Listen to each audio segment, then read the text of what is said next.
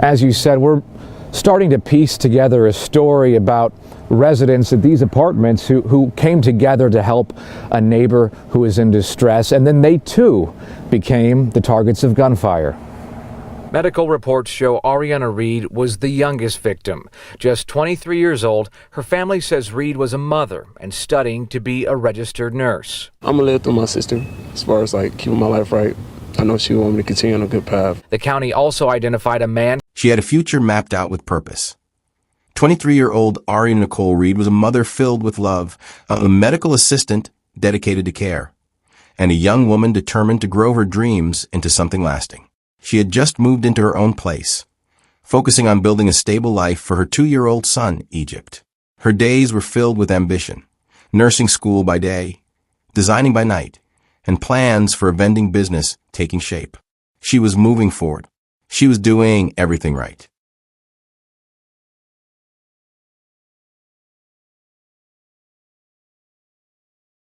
On the morning of February 5th, 2022, Arieuna was simply being a responsible parent. She drove to an apartment complex in Brown Deer, Wisconsin, to drop off her son for a scheduled visit with his father, someone she was no longer with, but someone she still tried to co-parent with. She had no reason to think that this day would end any differently from the rest. But what happened next sent shockwaves through the city and left a family shattered. By the time the clock struck 10:10 a.m., a series of gunshots would silence her voice forever, claim the life of a bystander, injure another, and hold an entire neighborhood hostage to terror and confusion. This wasn't a random crime. It wasn't a moment of chaos without meaning. This was deliberate, calculated, and it came from someone she once trusted, someone who once held their child in the same arms he used to fire a weapon. This is the story of how a young mother's life was taken in plain daylight by the father of her child. A story that would unfold in front of neighbors, streamed live on social media, and leave behind questions that demand more than silence. What went wrong? What signs were missed? And how do we stop this from happening again? Stay with us. Arieuna Nicole Reed was not just another name in the headlines. She was someone with dreams, plans, and a heart full of determination. Born and raised in Milwaukee, Wisconsin, she was deeply rooted in her community. Those who knew her best describe her as magnetic, always full of energy, always smiling, always trying to uplift others, even when life weighed her down. At 23, she had already accomplished more than most would expect. She worked as a medical assistant with Ascension, a role she took pride in. It wasn't just a job to her. It was a step towards something greater. Arieuna was studying to become a registered nurse, balancing work and school while also raising her son, Egypt. Her days were long, her responsibilities heavy, but she handled them with grace and resilience. She didn't stop at medicine. Arieuna had a creative side, one that she poured into her own design business. She was building something of her own, something she could leave behind. And as if that weren't enough, she had begun laying the groundwork to launch a vending machine business. She was investing in her future, brick by brick, refusing to be defined by circumstance or limited by her age. To her family, Arieuna was the life of the family. She had a laugh that could disarm tension, and a presence that lit up any room she walked into. Her friends say she was fiercely loyal and incredibly driven. She had a way of lifting others with her, pushing them to dream bigger, just by watching her chase her own goals. But for all her ambition and drive, nothing mattered more to her than her son. Egypt was her anchor, her reason, her joy. She centered her world around him, ensuring he had stability, love, and a future full of possibility. Every decision she made was shaped by motherhood. Even when things became difficult between her and Egypt's father, Arieuna remained committed to peaceful co-parenting, choosing maturity over resentment. Her social media offered glimpses into her everyday world, short videos filled with humor, confidence, and love for her son. It was clear that behind the selfies and content was a young woman on a mission to grow, to create, to love, and to leave a mark on the world. She was rising, but no one could have imagined how abruptly that rise would end, or how much would be left behind in the silence that followed. Like many young couples, Arieuna and Larval Huddleston's relationship began with promise. They met in Milwaukee, and from the outside, it appeared to be the start of something stable. Arieuna was hopeful. She believed in the power of building a family, of doing things the right way, even when it wasn't easy.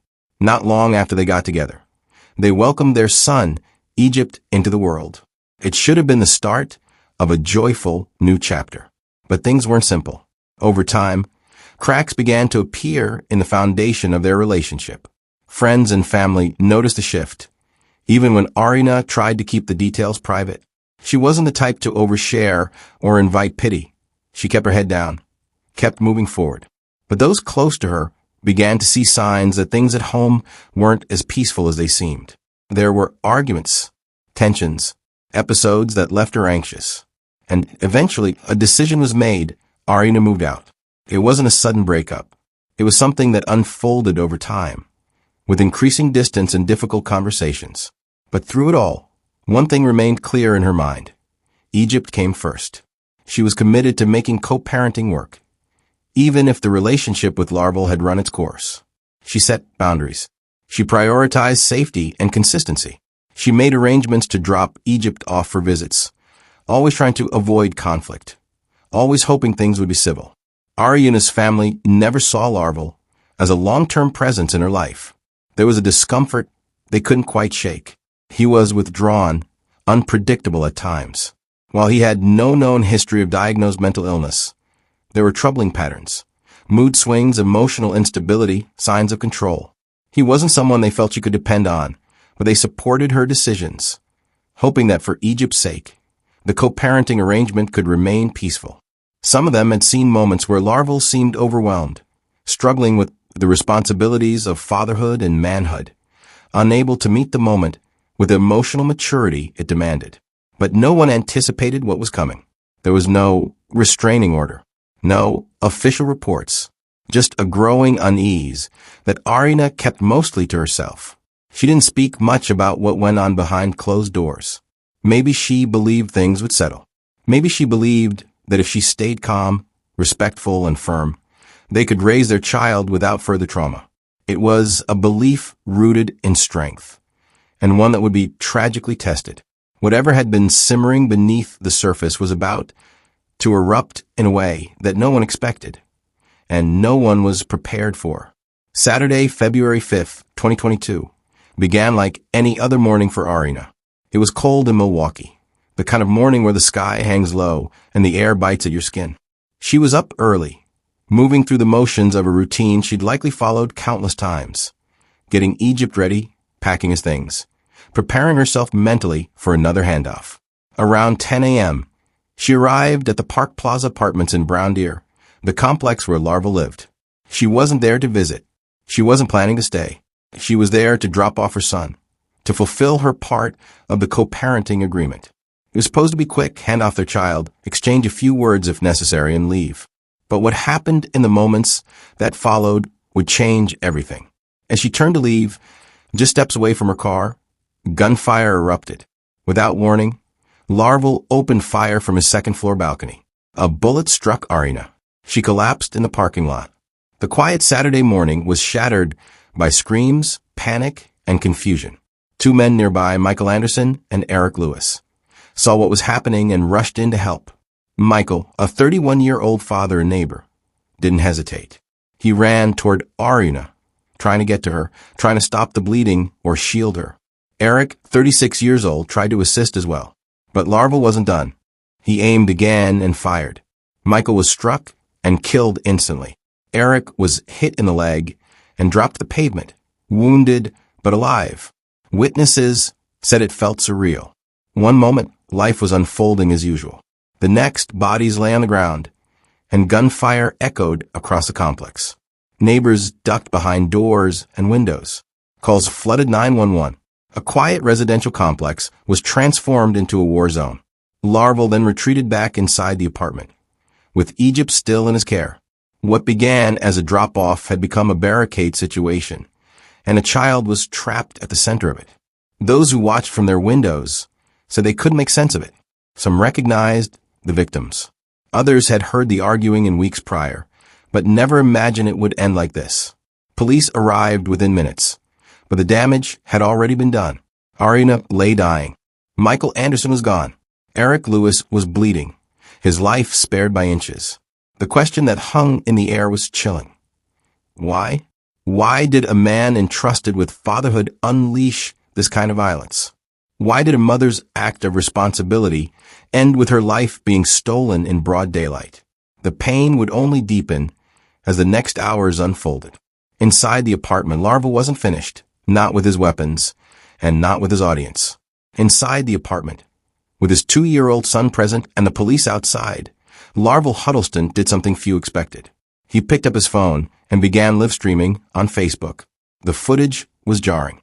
There he was, pacing through his apartment, holding a phone in one hand and a weapon close by. His voice was eerily calm at times, unraveling at others. He spoke directly to the camera, addressing no one and everyone at once. He mentioned his mental state. He said he felt lost. He asked for police to come get his son, but the words weren't a cry for help. They were a mixture of confusion, deflection, and finality. He didn't deny what he had done. He didn't express regret. He simply spoke in circles, citing struggles no one around him knew about.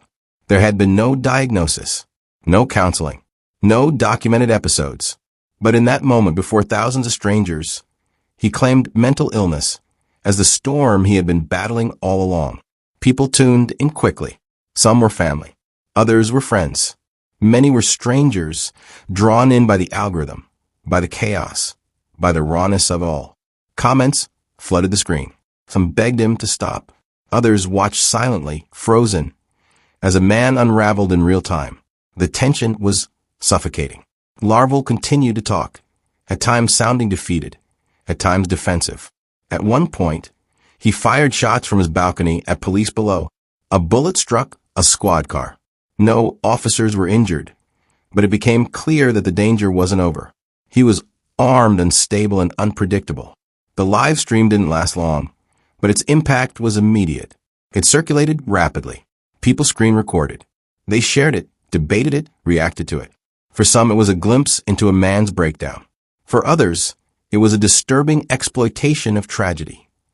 Real-time evidence of lives destroyed, all while a platform gave it space to exist. The ethical questions came quickly. Should the video have been allowed to stream? Should social media intervene faster in such situations? And what does it say about a society that watches, comments, and shares as trauma unfolds? In the final moments of the stream, Larval's tone shifted. He handed Egypt a phone and told him to call family. He paced again, repeating himself. And then nothing. The live ended. Silence returned. Outside the apartment, officers held their positions. Inside, one life had just ended, and another was about to be rescued. The live stream was over, but its consequences would echo far beyond the screen. In the aftermath of the tragedy, questions about Larval Huddleston's mental health resurfaced. While there were no formal records of him being diagnosed with a mental health disorder, a deeper look into his social media presence suggested a pattern. His posts hinted at inner turmoil, messages of confusion, frustration, and vague references to struggles he couldn't escape. To the outside world, these posts might have seemed like passing rants or attention-seeking behavior, but they now appeared as signs of deeper pain, signs that went unnoticed by those around him. Mental health professionals weigh in, noting that warning signs often come in many forms: withdrawal from social circles, erratic behavior, or expressions of hopelessness. However, these signals can easily be misinterpreted or overlooked, especially by loved ones who might be unsure how to intervene. The question then becomes, how can communities better support individuals facing mental health challenges before it's too late? Experts suggest a combination of education, accessible mental health resources, and open dialogues about mental health can make a critical difference. The real challenge is recognizing those signs early and providing the necessary help, whether through therapy, support networks, or simply listening without judgment. For Larval, the warning signs were there, but they weren't addressed. In the end, it was a life cut short, another life taken, and a child left to cope with the aftermath. Mental health is a silent battle for many, one that can end in tragedy if left unacknowledged. In the wake of Arieuna's death, the Milwaukee community came together to honor her memory. A vigil was held, where friends, family, and neighbors gathered to mourn and to speak out against domestic violence. The air was thick with grief, but also with a call to action. Speeches echoed through the crowd, urging change, urging people to recognize the signs of abuse before it's too late. Ariuna's family, devastated by the loss, spoke with a unified voice. They shared memories of her joy, her laughter, and the way she lit up every room. But they also used their grief to fuel a message, one that demanded more support for victims of domestic violence and more awareness of its destructive power. In the midst of their mourning, they launched a GoFundMe campaign to help cover funeral expenses and provide for Ariuna's son, Egypt. The community responded, donating generously, not just for financial support, but as a testament to the impact Arieuna had on those around her. Despite the tragedy, there was a sense of solidarity, a reminder that together we can make a difference in fighting the epidemic of domestic violence. Ariuna's story is not an isolated tragedy. It's part of a much larger, heartbreaking pattern. Domestic violence remains a widespread issue, with alarming statistics showing that 1 in 4 women will experience severe physical violence in their lifetime. Among Black women, the rate is even higher, with studies revealing that they face unique challenges in seeking help due to systemic barriers, underreporting, and a lack of accessible resources. While laws exist to protect victims, many are still inadequate in addressing the scope of the issue. Policies need to be reformed to ensure better protection, quicker response times, and more comprehensive support for survivors. As the conversation around domestic violence continues to grow, the need for stronger legislation has never been more urgent. Numerous organizations, from local shelters to national advocacy groups, are working tirelessly to combat domestic violence and offer life-saving resources to victims. These initiatives are crucial, but they can only succeed with community involvement and a collective effort to raise awareness. It's time for society to take a stand, support the survivors, and hold abusers accountable. The fight against domestic violence begins with each of us. Ariuna's tragic story serves as a stark reminder of the destructive power of domestic violence and the critical need for early intervention. Her life, full of promise, was cut short, leaving behind a grieving family and a young son in need of support. Her death underscores the importance of awareness, recognizing the signs of abuse, seeking help, and fostering open conversations about mental health. As a community, we must come together to protect those at risk. Resources are available from domestic violence hotlines to mental health services, offering support and guidance to those in need. It's up to each of us to ensure that these services are accessible and utilized. If you or someone you know has been affected by domestic violence, don't remain silent. Share your experiences and thoughts in the comments below. By speaking out, we can break the cycle and work toward a future where no one has to suffer in silence. As we reflect on the devastating loss of Arieuna Reed, it's clear that no one should have to face domestic violence alone. Her story is a call to action for each of us, an urgent reminder to be vigilant, to support those in need, and to ensure that we act before it's too late. Community support is crucial in preventing such tragedies, and by raising awareness, we can help others before they become victims. If you found value in this story, please like, comment, and subscribe for more in-depth discussions and true stories. Together, we can make a difference.